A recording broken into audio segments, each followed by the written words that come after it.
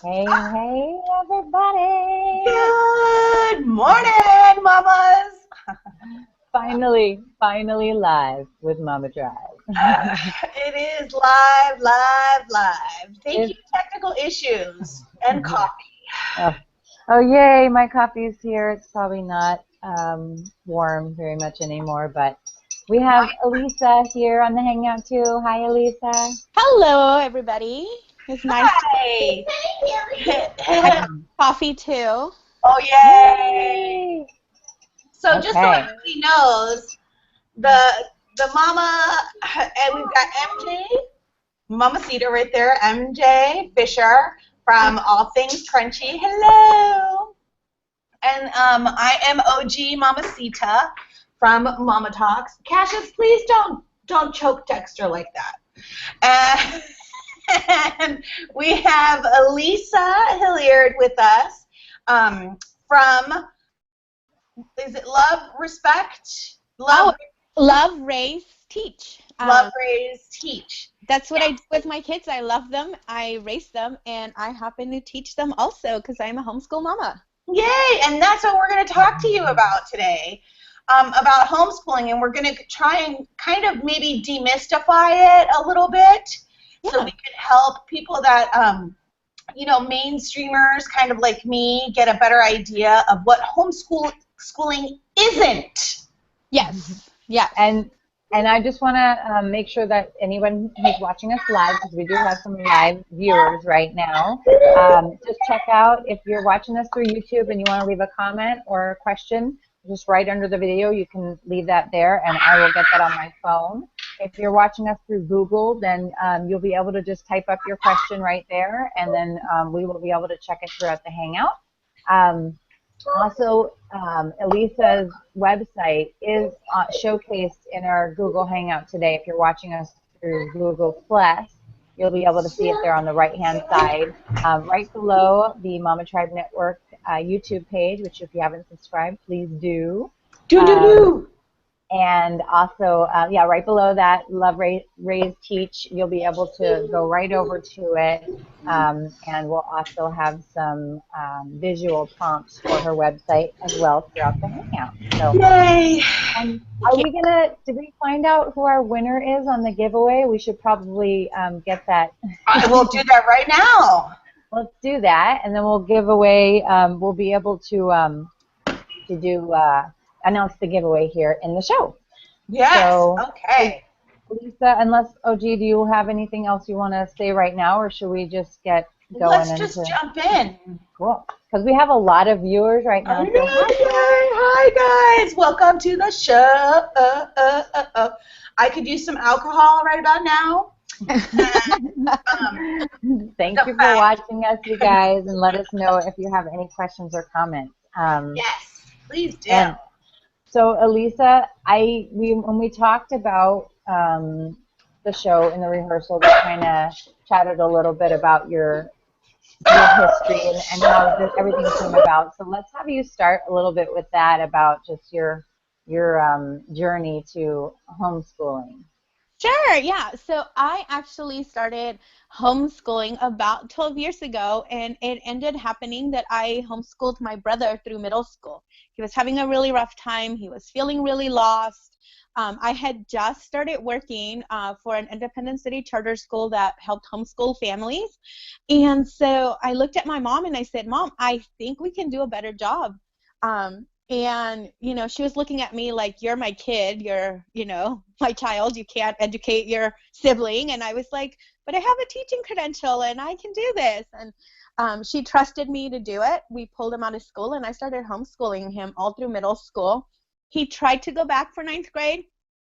Didn't go so well. He said, forget it. I'm just going to go back to homeschooling. And that was a better fit for him and for our family. And so that's what we did. And so I homeschooled him. And then I didn't have kids at the time or anything. And then when my kids were born, I started a tiny, small, little homeschool co-op for preschoolers, thinking that, I didn't quite want my kids to go to preschool yet, but I wanted them to start learning some stuff in a fun environment. So I started that. And then when my daughter was getting ready to go to school, it's when the state changed their entrance dates for kindergarten. At the time, my daughter had taught herself to read at 3, not because we were pressuring her or teaching her. It's just who she is. I also have a middle daughter who is not reading and in first grade. So, you know. So how old are your kids then, right now? Yeah, I have 3 kids. I have 3 girls. There are 8, 6, and 2. So, yeah. So for those of you wondering, can I do this with multiple kids? Yes, you can. Can I do this? Can I do this with toddlers around? Yes, you can. And will be amazed at the things your toddler will want to do and be able to do just from watching their siblings. So I really quickly, before you go in further, I want to try and dispel the first kind of myth, and that's where I have to have a classroom set up. You don't. I have never in my homeschooling have had the space to have a classroom. So I don't need a chalkboard. I don't need a map of the world that I can pull down. I don't need. You don't need any of that unless you want it. Okay. It's funny because I'm glad that you're saying that, OG, because seriously, when I thought about homeschooling, you needed a desk, and you've got to, it's 9 o'clock, let's sit down, you know. So there are people who, when they start doing what we call school at home, which is not homeschooling. School at home is they think they have to sit at a desk. Yeah. They have to, you know, have a bell that tells them when to start and when to end, and that it has to be that way every day. Right. And that just isn't reality. Right. Those people usually quickly find out that that doesn't work. And sometimes, you know, they end up either looking for alternatives, or they end up feeling like maybe they weren't supposed to homeschool. And so I'm glad you mentioned that, because no, you don't need a classroom space. You don't need a chalkboard or anything like that unless you want to. And then you could if you wanted to. And there's some families doing it that way, but it's not necessary. And we're going to get into that there's so many different ways to homeschool. But one of the things I want to point out that you said was about your brother was that he was having a hard time. And I think that is one of the things that we have to do as parents, is it's our duty to find out, you know, to really hone in and be a part of our kids' lives and figure out, like, maybe public school is for our child, but if it isn't, then you know, recognize that. And I think that's a big part of this too, is that, you know, some people and families think, I can't do this because I have to work, and you know, but if your child is struggling, then maybe it is something for you to consider. Yeah, and I think that's something we do naturally as moms, right? Like, we will do things that we never thought we could do for our children. So that brings me to my next question. So let's say, for the sake of argument, that we've got our kid in school. I know I'm like hijacking, but you're good. I knew that it was going to be like this. We were just going to be like so excited, like, okay, me next. Okay, yeah. So let's say, for the sake of argument, that your kid is in school. My kid is struggling. It's not working out. I don't have a teaching credential. Why should I think, you know, or like, let's even say I didn't go to college, or, you know, how can I, as somebody who is not an educated, who's not a trained education expert, even presume that I can homeschool my kid? I can't figure out math. Why should I think I can do this for my kid? So I think the number one misconception is you're going to be stuck at home doing this by yourself. And regardless of how you choose to homeschool, there are mama tribes out there for you to start helping you figure this out. So I'll kind of jump in a little bit into the 3 different ways you can homeschool in California, because that's kind of where you guys are, and so we'll talk about that. So you homeschool in California 3 ways. The least restrictive way, which gives you the least amount of rules, is to homeschool independently on your own. And how you do that is you go to the California Department of Education and you file a private school affidavit, a PSA, and you go on there. It's a form. You fill it out online. You send it in. Bam, you become your own private school. Your children are your only students, and you are done. You are then on your own. You will have to keep kind of records and attendance and stuff in case you get audited at some point. But that's it. I have a question with that. Yeah, go so ahead. if we go with the PSA independent school, do my kids then have to take the standardized tests? No, you are on your own. You decide what curriculum you want to use. You decide what testing you want to do, if any. You become your own private school. You do you. That's Love freaking it. awesome. A lot of people, and then a little bit just to touch in, people homeschool for a gazillion different reasons. There is not one family who's going to match 100% why, with another family why they're homeschooling. I homeschool for my own personal reasons that, and then other families homeschool for religious reasons, and other families, for us, it was really, my daughter was way advanced. We didn't want her bored in a classroom. And so why put her in a classroom when we can, individualize her work and have her do that? So, that's why we decided to homeschool. Yeah, and I love the concept of just honing in on our kids, the things that they're excited about, and I think for me it's I'm trying to make sure that he, in the beginning of his life, is really focusing on the things that he likes, because if he really likes certain things that he ends up doing for work, then he's going to love what he does for work, so I think that it's something that kids that are maybe a little bit not just into reading or writing, like I was very into math and music, and I was very into theater, and so I think that homeschooling, maybe, I wasn't supposed to just have a desk job, so it probably would have been something that would have helped it would have helped me flourish in the areas that I was excited about. So right. So that's one way to homeschool, and you can definitely at that point take it in any direction you want, and you can follow your child's lead, and you can do all those kinds of things. Another way you can homeschool is if you as a mom feel like you were saying, OG, that you I don't really know what I'm doing, I really kind of need some help. There are two ways to get some help, and if you're doing it independently, there are a million groups out there on Facebook, on Yahoo groups, on all kinds of different places where you can connect with other moms and do co-ops, which are, classes at home. A mom may have a history degree or background, and she may say, hey, come over to my house and I'll do history at my house. And you may have an art background and you do art at your house. And so these expert women in different areas will volunteer to lead a group and do those classes. That's pretty cool. Yeah, and let's say that you're still saying, nope, that's not enough for me. I need some accountability, or I need some more structure. Yeah, structure. Yeah, some people need that. The other option is to go with an umbrella school. These are private schools that will provide some resources. They do all of the record keeping of attendance and things like that for you. These umbrella schools are private schools, and they're designed to just help families. The one thing with that is a lot of times there's cost involved. So now you're having to pay someone to keep your records and do all that stuff, which, if you need it and that works for your family, that's a great option. Right. Yeah, we have a question. I'm sorry, OG. Oh, go ahead. We have a question from one of our viewers. Elisa, if you wouldn't mind just touching on it a little bit. Yeah. She said, this is Christine Hernandez, so thank you for putting a question in here. My kids are not having a hard time in school. In fact, they are excelling, but have to wait for others. I'm struggling with the decision to remove because they aren't totally unhappy, but I want more for them.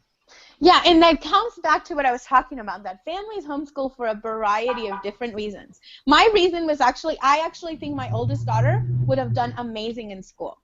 She is, I do a lot of learning styles type things with the families that I work with. And so one of the things I know is that my daughter's a producer. And that, that's one of the terms that we recognize in learning styles. And my daughter is a producer, and producers do really well in traditional public school. It's kind of designed that way. So if your child fits that mold, they often do really well. My concern was that my daughter was not going to be able to follow her own lead like you were talking about before. She wasn't going to be able to pursue her passions and follow the things she wanted to learn at that time. Last year, my daughter decided she wanted to learn all about World War II because she was reading an American Girl novel, and it was in that time period. And so, you know, we went in that direction.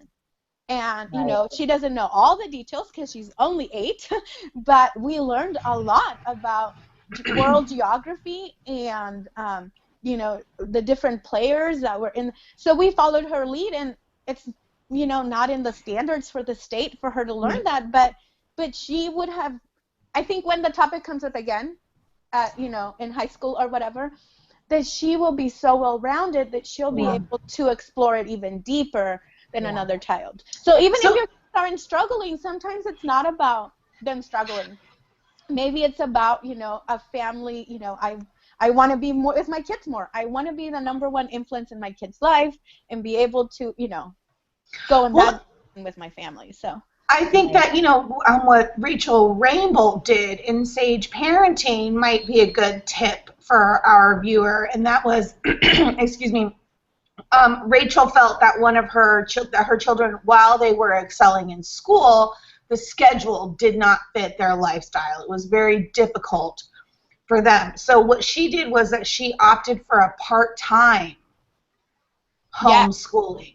Yeah. And that way she got to test it out, and then the following year they went to the full-time homeschooling. So maybe you can talk about that while I go check on my son who locked himself in the bathroom with the dog. Wait, we've got one lock. We've got one for this hangout. I'm keeping tabs. Okay. So that's actually, she brings up a good point. This is the 3rd way to homeschool in California and in other states, but not every state has this option. And that is independent study charter schools that sometimes will provide opportunities for students to come together for enrichment classes. So parents get some support. You do get a credentialed teacher to supervise you while you homeschool. And that doesn't mean that they're like sitting at your house taking notes and watching you do things, but they're actually a facilitator and a helper for you. So you have someone to call and say, hey, I don't know what to do about XYZ. Can you help me? And this credentialed teacher can kind of guide you through it. They can help you select the best curriculum for your child, and depending on what school you choose, because there are a variety of them, so you choose the best one that they may be able to do learning styles profiles and different things depending on what they offer to help you select curriculum and make those choices and make sure that you guys are keeping on track and that you're not falling behind or anything like that. There really is like so many options. It's just like, you know, I think that's one of the things that a lot of people don't know out there, and so we've been so excited about this because we know that there's so many, and just getting the word out there to let people know, especially in California. Yeah, if we have, if there are any families or mamas out there watching today who are like, I don't know how I want to homeschool. Like now I know there's these 3 different ways. Now which one's going to fit us better? The first thing I tell people is to make a mission statement for your family's education. I actually have had this workshop with moms, and we like sit around the kitchen table and we write down a list of things that we want for our children and our families, and then we kind of come up with a mission statement that helps us decide, you know, if religious education is huge and important for you, then maybe a charter is not going to be a good fit because they're not going to let you use religious curriculum.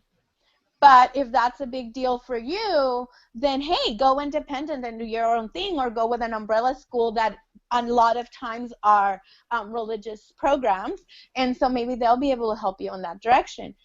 You know, so those kinds of things end up helping people make those decisions. Having a mission statement for your family in general is something that is really kind of a cool concept. We've actually done that. Yeah. Have you done it? Yeah, I have. We've done it a couple years now in a row in my son's co-op preschool, which I absolutely love. And it's just been such a great learning experience. But it really makes you think, you know, like what do we what matters? Yeah. Yeah, and what do we want to leave? Like what do we we all, if we don't think we do, I really believe that we all have this imprint in the world. So what does our family want to leave as our family? So I just want to let you know, Elisa and OG, that Christine, she thanks us for the response, and she said, I think I needed someone to validate that it's okay to homeschool for good reasons and not just negative ones, which is an Definitely, awesome, definitely, for sure. Yay! That's what I'm saying. It is so different for every family. Yeah. There is just no one reason, I mean, and the other thing is, like, for our family personally, every year we kind of recheck our mission statement, and sometimes that changes. Yeah. The kids grow up, as jobs change, so I invite people to reevaluate and revisit this every year. Yeah. To kind of see where things are, and if things are still working the way they are, then you kind of leave them alone, and if they're not, then you change them, right? So that is the beauty too, is that Yeah. you don't have to homeschool anyway. You don't have to do it for any certain amount of time. It's all just a big, huge, whatever you want it to be. And I think that's what's really overwhelming for a lot of people, because, just plopping your kid in, whether it be public or private school, is really easy. Your mind is completely free of a lot of details that I can only imagine that homeschooling can be kind of overwhelming, particularly for the newbie. So I really appreciate the fact that you're saying that there are these mama tribes out there for the support, but I'm still kind of freaking out about it, even though, like, in high school, I was asked to leave high school, so I had to go through a continuing education. And I was just like, this is the best in the world, because I could show up whenever I wanted, and as long as I got my work done, everything was okay. Mm-hmm. So, to touch on that too, just like we have awesome breastfeeding support and birth support in San Diego, we have a really amazing homeschooling, unschooling, radical unschooling, charter schooling. These communities, there's tons of communities and groups all over, the internet and of course Facebook and all that. So there really is some really awesome support. I think we are homeschooling, at least me. I'm homeschooling in a time where I feel I have the most support than any other generation, because there is, with social media, with blogs being as popular as they are, and video logs and all this stuff, there is so much out there for me if I'm willing to look for it. Right. So if you're a mama who's ready to homeschool and are doing your research, go out there and watch things like this and have conversations, and watch other moms who video log about their day, and they'll show you where they homeschool, and a gazillion blogs, and moms who put together curriculum, moms who say, hey, do you want to use Story of the World for your history curriculum? I did it last year. Here's my lesson plans. Have at it. Oh, cool. Yeah, and that's the thing. So they're constantly like paying forward, curriculum that they've bought, or just, there's always getting hand-me-downs of stuff too. Okay, so wait, I have another question. So let's say that I dive in, and I decide to go ahead and homeschool my boy for his entire, what do you call it, like elementary or primary? Huh? Elementary, yeah. Yeah, so his elementary and then into high school. Mm-hmm. So then it comes time for him to apply to colleges. Oh, fun. I'm excited. Right? Yes. So do colleges hold a different regard for independent homeschooling, since you don't have those standardized tests? Well, let's just say that all the tests that are taken in elementary school, your college will probably never see. At least it has been that way. Right, but I'm saying if you educate them through to high school. Okay, so here's the deal. By the time homeschoolers, independent and even through charters, and even through umbrella schools. By the time the kids get to 10th or 11th grade, they're hitting community college. Wow. And they're taking community college classes there.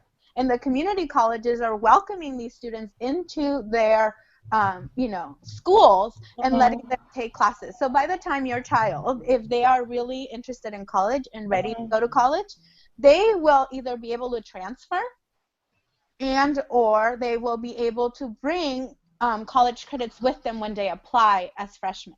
Gotcha. Okay. And the other thing is, our homeschool kids sometimes are way more well-rounded than a kid who's been stuck in a classroom. Yeah. And that, not to say that that's a bad thing, you know, those kids they just look different. It's a different package. Yes. That's how I see them, right? Like, we package kids differently for colleges. I also tell families, the sooner you decide on a college, the better, because you're going to package your child for college. A UC college is different than a private college, different than a state college. They have different needs and wants and desires from the people that are joining their learning community. And so you really learn about what they want, and you call the office and you say, hey, I would like to know what you would want from a child who's homeschooled, and what should we do, and what's, you know, and you go and talk to people. And so you can tailor it basically for a specific goal or educational goal in mind. And that's awesome. The other thing. Let's say your kid doesn't want to go to college, because I mean, maybe they don't. Maybe you know, they want a different job they want to join the Merchant Marines or something. And so what we have available to us as homeschoolers is the ability to place these students in internships or find an expert in the field that our child's interested in. And it's kind of like old school apprenticeships, you know, like in the day when people would go to other people. I really like that idea. And so you kind of shadow a person who does a job that your kid loves, and they get to learn how to do it, and maybe, you know, and so build connections and all that stuff. And there's what that I really like about homeschooling, though, is you are more hands-on, and because you're not tied to a schedule, you could and if your family dynamic allows it too, you could go and travel for a little bit, or go visit something and go see what you're talking about instead of just reading it in a book, you know. Or we have awesome museums here in San Diego, you know, just going to do that kind of stuff instead of having to go through the whole, you know, big thing that we know if we all went to public school. You know, if you go on a field trip, it's a huge thing to make happen, you know. And a field trip in public school, not all the moms get to come. Yeah. So, you know, you kind of miss out on that, and it's kind of like, I don't know, different schools do it differently, but I've heard some schools it's like a lottery, and maybe you get to go, maybe you don't get to go. Yeah, exactly. So I have another question, and you just sparked something in my mind. What about the moms at work? Yes. So I know nurses that work and homeschool. I know myself, I work from home and homeschool my kids. So I think it just really depends, because homeschooling is so open.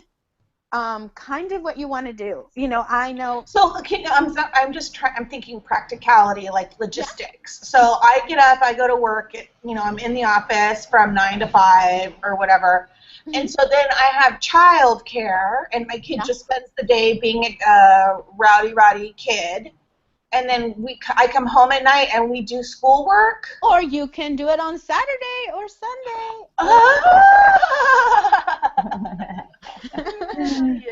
It's homeschooling. You don't have to do it at 9 a.m. You know what? Sunday morning.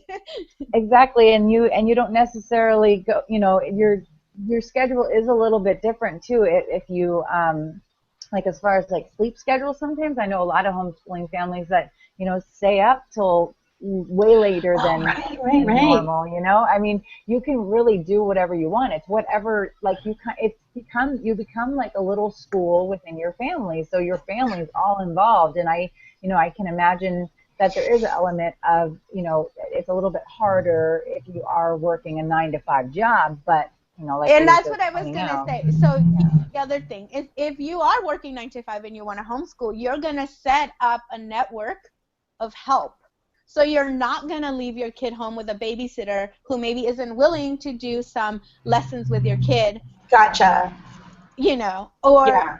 in my case, if I ever had a meeting, it was usually Spanish day because my mom would come over. My mom speaks Oh, got it. Spanish, and so my kids picked up a ton of Spanish from hanging out with my mom for a few hours when I went to a meeting or something. Perfect. So And this kind of brings us into the next area here of socialization in homeschooling. So, you know, we're talking about all of these support groups and, you know, getting this network of mamas. So, you know, we're dispelling another myth here that, you know, our kids need to go to school because they need to be around other kids. Well, homeschooling, you actually are. You're getting together with other homeschooling families. And also, I think your kids are spending time with all ages of the spectrum, as opposed to when they're in school, it's just peer to peer, and then the only adults that are around them are these authority figures.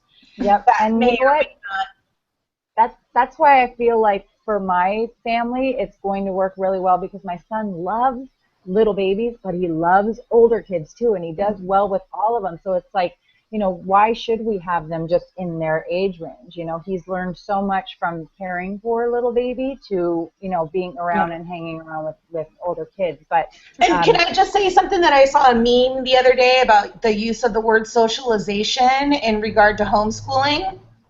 And that's like, you socialize dogs, you don't socialize kids. that's a popular one. People. So, Elisa, go ahead and take this. You know, I know we just kind of talked about a few different things, but let's talk about it from your angle a little bit more. Yeah, so here is the deal with socialization. One is, again, people assume that if you homeschool, you're going to be at home all the time. And I tell people, it's like, no, you don't understand. When you homeschool, your schedule just opened up by how many hours of your kid not being in school. And so now you hit the museum in the morning, meet some friends in the afternoon to talk about what you learned, or to do another co-op class at the park or something. And then you come home and you still maybe are doing afternoon sports with the rest of the kids. And, you know, all that stuff is still available. It's just less stressful because maybe you didn't have to wake up at 7 o'clock in the morning and then go to soccer at 5. You know, maybe you got to wake up a little later and your mom kind of lightens up the load on the day you have soccer so you can be a better soccer player or whatever.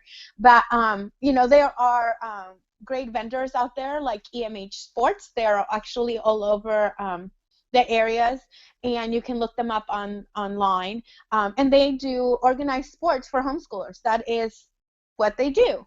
And they meet at different parks, and so you can sign your kid up. If you're with a charter, the charters kind of help pay for those things. If you're independent, then you pay out of pocket. And so that's kind of another difference there, you know, how you kind of pay for things. But yeah, so you can sign them up, and your kids are still getting to play team sports with a bunch of other homeschoolers and getting, you know, teamwork and all that other stuff that people always think to worry about. My kids also get to go everywhere with me. My kids know about a food budget and how to keep it, and they know about looking at prices when we go to the grocery store, and they know how to read the little tiny numbers that tell you the per ounce price as opposed to just the big price, and they're 8 and 6. But hey, they're with me all the time, and I need help. So I said, go look at the sugar, go look at whatever, and look at the unit price. You know, we just did this last night for eggs. I was like, well, are these really the cheapest eggs? Let's look at the unit price. And we had a great math lesson in the grocery store while shopping for eggs. Yeah. You know, and awesome. My kids always get asked, you know, are you not supposed to be in school right now? And I love my 8-year-old turns around and says, I am.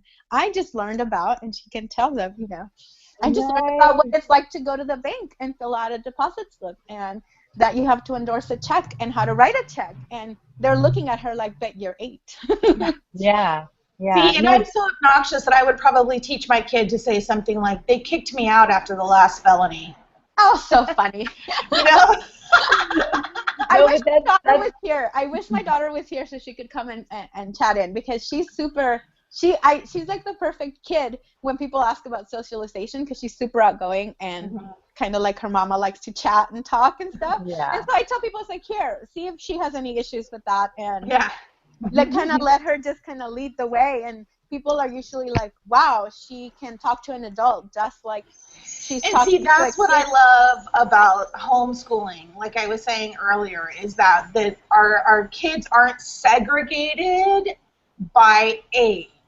They get the opportunity to interact with people from the entire spectrum, and it's normal for them. They're not awkward, they're not uncomfortable, you know. And I yeah. think people do have that vision that homeschool kids are quiet and Yeah. kind of won't look you in the eye. You know what? It's so like 1980, or I'm saying like 1890, where you think that homeschooling is taking place up in the attic and everyone's wearing pinafores and And know. just like the mama who commented earlier, you know, not homeschooling for bad reasons. Like, you know, yes, this homeschooling works great with children with special needs, because you know what? They have special needs and they don't need to be grouped in with other kids. They need to learn a little bit different. But Yeah. that doesn't mean that it's a bad thing, you know, just because one kid has maybe something that is, you know, a medical issue that homeschooling will help with, just because another child learns differently. You know, that's I think what we want to do. We don't want to So create. you just touched on the core of why I homeschool my kids, and it's individualized learning for each one of my children. Yeah.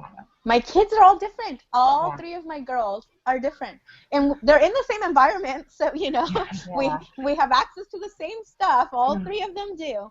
They're just different people, and so I get to individualize how I teach them and how they learn. My kids use different math curriculum.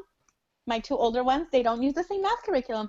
And sometimes, you know, you just assume that we like this one, so we'll do it with everybody, and then your kid starts and it doesn't work. Guess what? I have the flexibility to say my middle daughter can't do math this way, so we're going to do it this other crazy way, or not crazy, but normal. And we, you know, not to say that public school just creates people to go out into the workforce and work behind the desks and work at the, you know, all the you know, stuff out there that just is kind of mundane. People that come out of public school can do great things too. But I love the aspects of homeschooling, like just really figuring out what our children love, because like I said in the beginning, like everybody always says, do what you love and you'll never work a day in your life. Well, let's give our kids the opportunity. And you know what? I've recently been studying that, you know, a lot of people take a lot of time figuring out what they love. It's not going to be easy. I knew I wanted to be in education when I was in 5th grade. That's not normal for most people. Right. That's not what most people do. And so, you know, if your kid needs to try a bunch of different things, then homeschooling gives them the opportunity to explore. The other thing is some kids homeschool, and we were talking about like good reasons to homeschool, because they're advanced and they want to go to college sooner. And that works for some families, and that's why they're here. And they get to do all these college classes as homeschoolers, and they get to transfer early and get to be there before anyone else. I know a family whose daughter, you know, one wanted to go into law and one wanted to go into medicine. They knew these were long careers that were going to take a long time. So they wanted to get started sooner rather than later. You know, so we have kids homeschooling, like I said, for a million different reasons. And I know one other thing we wanted to talk about that we haven't is educational philosophies. Yeah. That there are unschoolers and there are traditional homeschoolers. So tell us what an unschooler is, because there's been a lot of talk about that, and I think that phrase gets thrown out a lot, and people just assume that you have these little savages running about barefoot or naked like mine. And hold on one second before you go. We have like a lot of people watching us live, so I just want to let you know now that you know that we know you're watching us live. If you have any questions, if you're watching us through YouTube, just comment down below the video. Through Google+, you should be able to type it in, and I will try to read your comment or question as soon as possible. Yeah. Okay, so Lord of the Flies, go. Yes. Okay. So unschooling doesn't mean no school, which I think people like to kind of lumped together. And that's not the case. Unschoolers just kind of follow their own flow and may not have a curriculum and may not have what traditional school would consider structure. So the kid, but the kid still learns how to read, and the kid, they're still going to do all that stuff. A lot of times they'll do it on the kids' kind of timing, which is nice. There's some theories out there that boys should, learn to read later, and that kids aren't quite ready to read all the time, in kindergarten, all that stuff. So, a lot of times unschoolers kind of follow those kind of leads and say, well, if my kid's not ready to read, then we'll wait a little bit and then we'll do it later when they're ready. I think their education's more organic and outdoorsy, but that doesn't mean that they're not learning science by actually going to a lake or a river or whatever and observing a habitat, and the parent can say, this is their habitat, this is what this is called, and this is the thing, so it's just not out of a textbook or perfectly outlined in the curriculum that tells you Monday you're going to do this and Tuesday you're going to do this. By this age you have to have these things accomplished. That sort of thing. Right. Okay, cool. So it's not Lord of the Flies. No, and like I said, unschooling does not mean no school. It just means flexible, unstructured school. Perfect. Thank you. I like unschooling. I think that it's definitely my style. That's cool. I personally have to have a little bit of structure in my life. Yeah. Because, like my daughter, I'm a little bit of a producer. I have lists and stuff. My kids never see those things. I don't give them a list or anything and say, hey, this is what we're doing today and here's our schedule. But for my sanity and my personality and who I am and my learning style, I need to have that, or else I would not be comfortable enough in the day to teach my kids. Okay, Gotcha. so maybe I'll change it up a little bit because I'm a list person too. So. Yeah, so so whatever. So let me just say that on MJ's tombstone there'll be a list with a bunch of little check marks. And the last one will be get buried. Let me ask you this. Do you write things down just to check them off your list? I write so many things down, Elisa. I write them down because I don't want to forget them, first of all. Second of all, I need to get them out of my head because I'll keep thinking about them until I know that I have them written down and that, okay, I'm going to get to it. I love to check things off. I seem to more write things down more on my list than I check them off. So I'll tell you why I ask you this question is because in all the research, and I'm actually a Learning Styles Level 3 coach, and I studied with the women who authored the book Discovering Your Child's Learning Style, and I spent a few years working with them. And so I asked you that question because that is the true sign, in my opinion, one of the easy ways to pinpoint a true producer. A true producer will literally write down something just for the pleasure of crossing it out. Like, I did that. It wasn't on my list, but I did it, so I'm putting it on there so I can cross it out.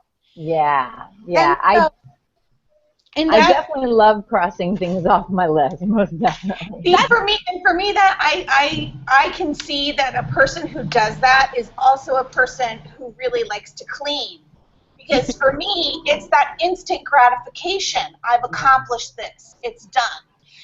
Whereas me, I can see the stuff there, but I don't. It's like nothing in me is like burgeoning, saying I must do this. I must check it off. And without going too much into learning styles, because that could be like a whole other show for me. I love learning.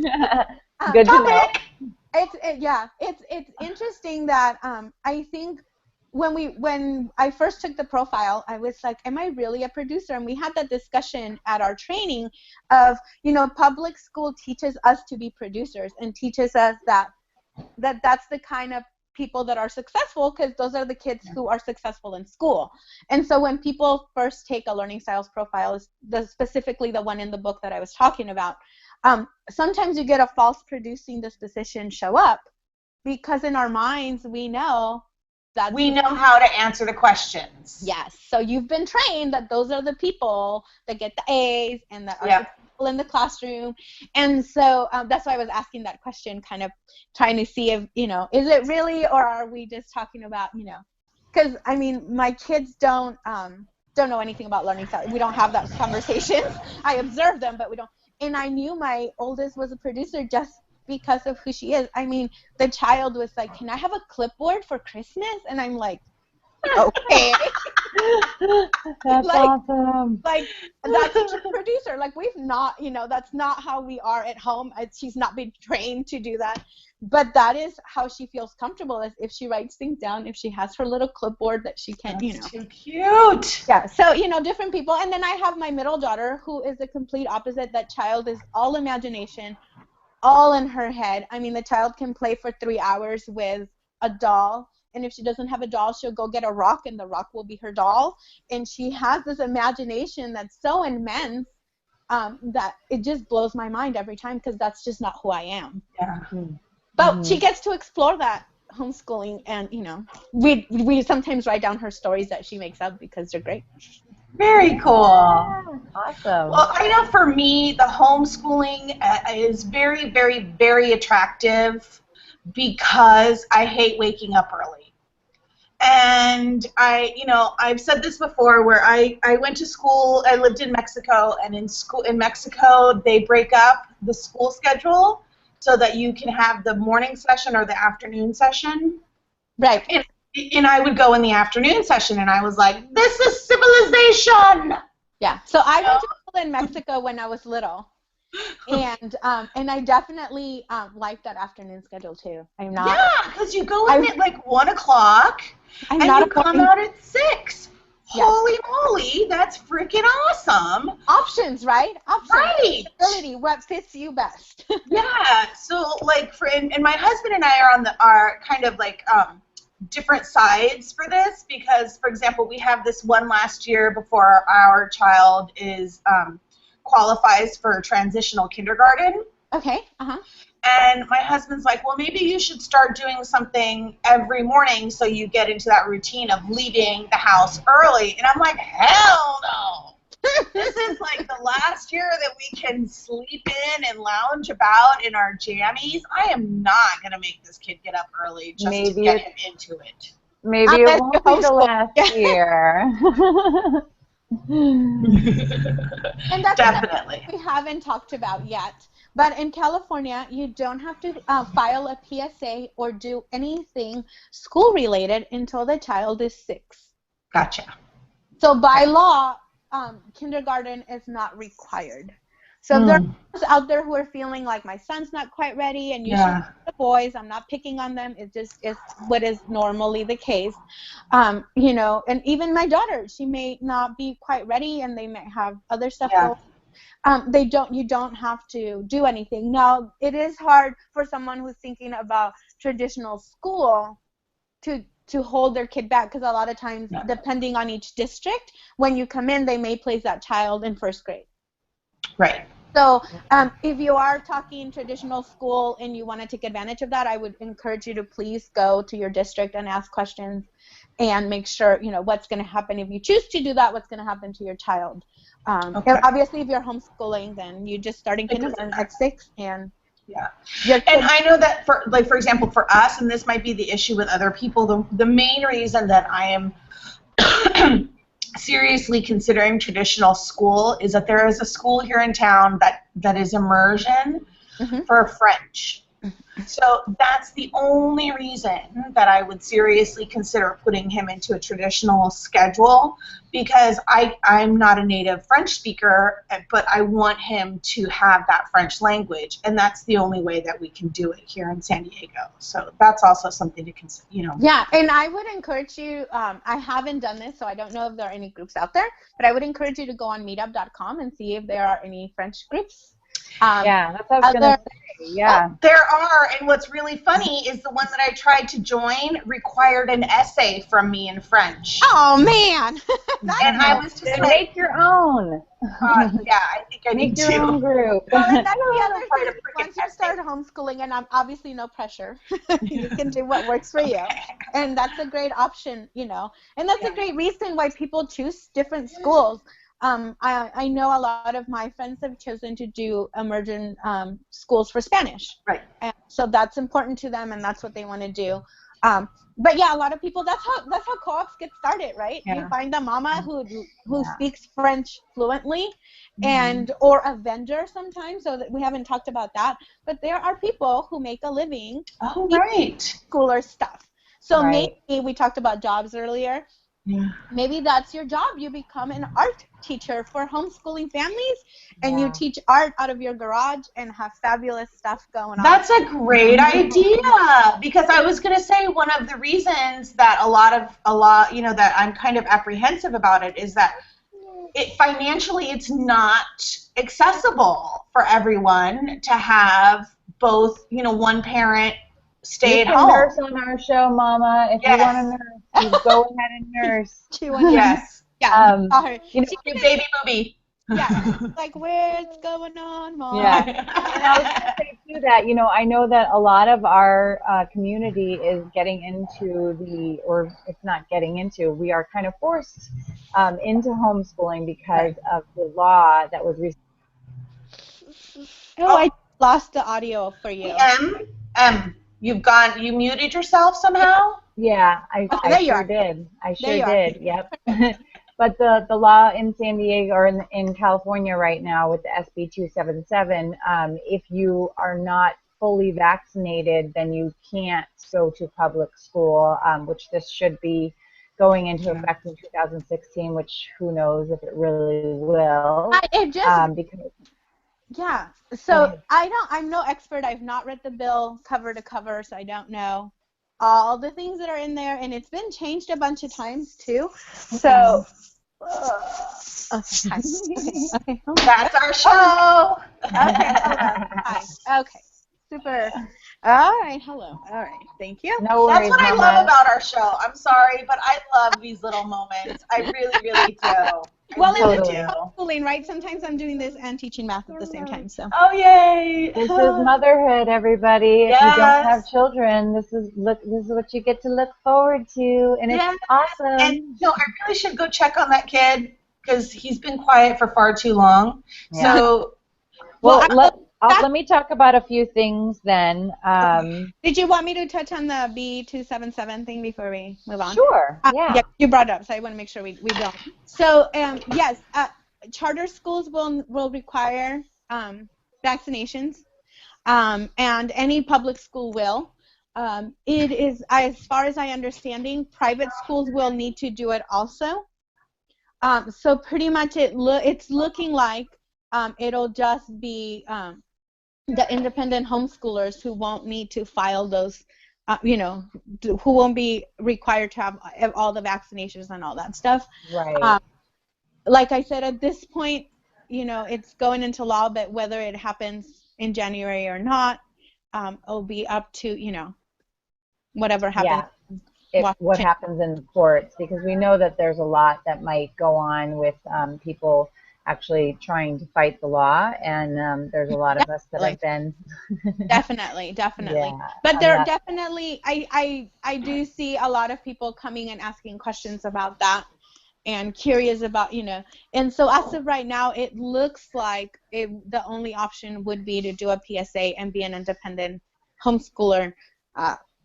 Whether that changes or not, remains to be seen. I usually tell people to plan for what fits their family best and then go from there. Because if you think independent homeschooling isn't going to work for you and you're doing it just, and I understand it's a big deal for a lot of families, but it should just be, what fits your family is what's going to work. Right. Yep, exactly. So I think we have touched on almost, I know that you do these workshops and you say that they end up being like 2 hours long. So I know that there's like so much more. Yeah, well, and then questions, that come up from people. So. Right, exactly. So, so where can people find out more about the workshops if they want to maybe attend one for you? So I usually post on my Facebook page. There is a homeschool group that I'm part of. It's called Homeschoolers of South San Diego on Facebook, and I usually post on there. And usually word of mouth, people just kind of invite their friends if they know they're homeschooling. But I do my best to post the workshops on Facebook, and just kind of let people know where I'm going to be. I usually do them twice a year. I try to do one in May as people are heading off to summer, in case they're wondering, you know, if this is going to be for them for next year. And then kind of in July, early September, when people are going back to school and maybe deciding that that's not a good fit or something. Okay, perfect. And so I'm putting, oh, go ahead. Oh, I was just going to say they're all 100% free and very similar to what we're doing here. I kind of take a seat and chat and let people ask questions, and then we go from there. Awesome. Thank you for doing that, because a lot of people, and as we could see this morning, I mean, I know you guys can't see, but I can see how many people are watching the Hangout. And we have a lot of people watching live, which means that this is something that people want to know about, and it's really important. So here is on my lower third here, loveraiseteach.com. If you're watching in Google Plus, you'll be able to just click right over to her website. Elisa is also on Facebook, and I believe it's just Love, Raise, Teach, 3 separate words on Facebook. So check her out so that you can maybe, if you're in San Diego or in the surrounding area, if you want to try to go ahead and come to one of our workshops and get some more info, then please do. People want to send in just if they have questions that we didn't get to on the show and they want to send them my way, I will get to answering them and hopefully help them figure out, you know, how to homeschool for their family. Yay! Thank you, Mama. I know that you've got a little one might be needing you, but we're going to talk just a few minutes here about some stuff going on. If you want to hang out with us, Elisa, or if you need to go, just let us know. I'm actually going to head out, but thank you so much for having me. I had a great time, and my daughter happened to be sick today, so, you know, she was kind of finally came in and I'm done. I would like my mother. You said, she's her birthday today? No, I said she's not feeling well today. She's sick too. Okay. Yeah, so she's kind of stuffy, and she was like, I just want my mom. Yeah. Dad kept her at bay for as long as he could. Aw, no problem, Mama. Thank you for hanging out with us, and I hope that she feels better. Yeah, thank you. We'll be in touch soon. Bye. Yes, no problem. Bye-bye. Gracias. All right. I'm joking. Oh, no, okay, go. Don't choke. Well, we're almost done here, and I hope that you guys that have been watching have gotten a lot of information as we have. I'm going to have to definitely watch this Hangout over.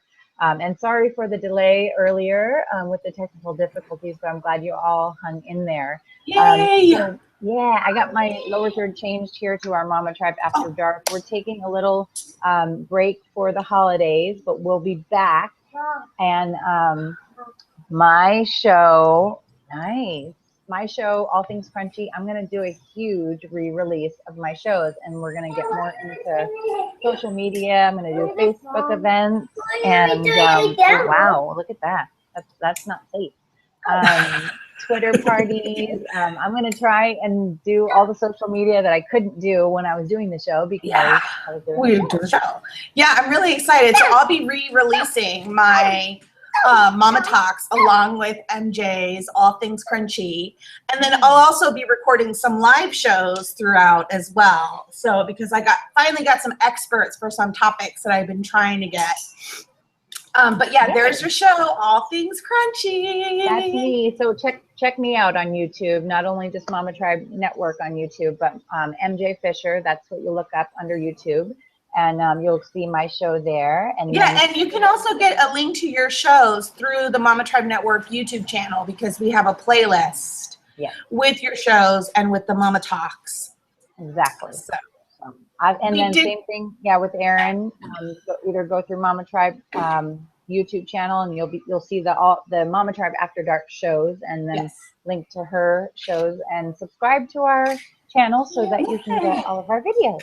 Yay! Okay, giveaway winner. Yes, we have a giveaway winner. Okay, so sorry. This is No, not at all. I just didn't want to forget. I had it up here. It was like giveaway winner. So we had the online consult with Kate Taylor, and she's going to be making a playlist, basically, talking to the parents and making a birthing music accompaniment tailored to them. And our winner for this consult is Megan Bell. Yay! And we'll go ahead and email her and all that stuff later. And super cool for Megan. Yes. Yay. Oh my gosh. And Megan, we would love for you to tell us about your experience after you have it. So definitely. Very cool. So I want to thank everybody for hanging in there with us today. And, you know, Live with Mama Tribe, we've done 10 episodes this season. And last season we did how many? Like twice as many, like 20 something? It was 27 or 28, I believe. Wow. Yeah. So Live with Mama Tribe, like MJ said, we're going to take a little break. And hopefully if you're anybody out there, if this is something that you think you would like to do, if you would like to hang out with us in these shows, whether it be during the day or at night, let us know, because this is a lot of fun. It's work, but it sure as hell is a lot of fun. And you meet some great mamas and learn some really cool stuff. So I want to thank MJ for all of her hard work and effort over these last 2 seasons of Live with Mama Tribe. And I'm going to miss our Thursday morning together. Well, I think that with us focusing on our shows, that kind of needs a little, we need to hone in on that area, and then we will. I know that Live with Mama Tribe won't be gone forever, so it's just about kind of figuring out when exactly, and we got to build this team. It can't just be you and I. Know, that's what I'm saying. If we get another mama who wants to take over Live with Mama Tribe, then that would be awesome. Yeah, well, we need more people, because there's lots of stuff that we want to do, and it's hard to do just you and I. But I want to thank you for all your hard work as well. And like OG said, if you're out there watching this and you are passionate about these subjects, I mean, just check out some of our previous shows, Live with Mama Tribe, or any of our shows that we do, All Things Frontier Mama Talks. And, if there's something that you want us to do a show on, please let us know. If you're passionate about these subjects and you're interested, let us know, because we'll tell you what we're doing and what we need, and see if you can help us. Yeah, and if you want to do a guest co-host with us, let's do it, Mama. Let's do it. Yeah. So, awesome. Okay. Well, peace out, bitches. Okay. We will see you guys soon. Yes. Have a great day, and thanks for watching. Bye.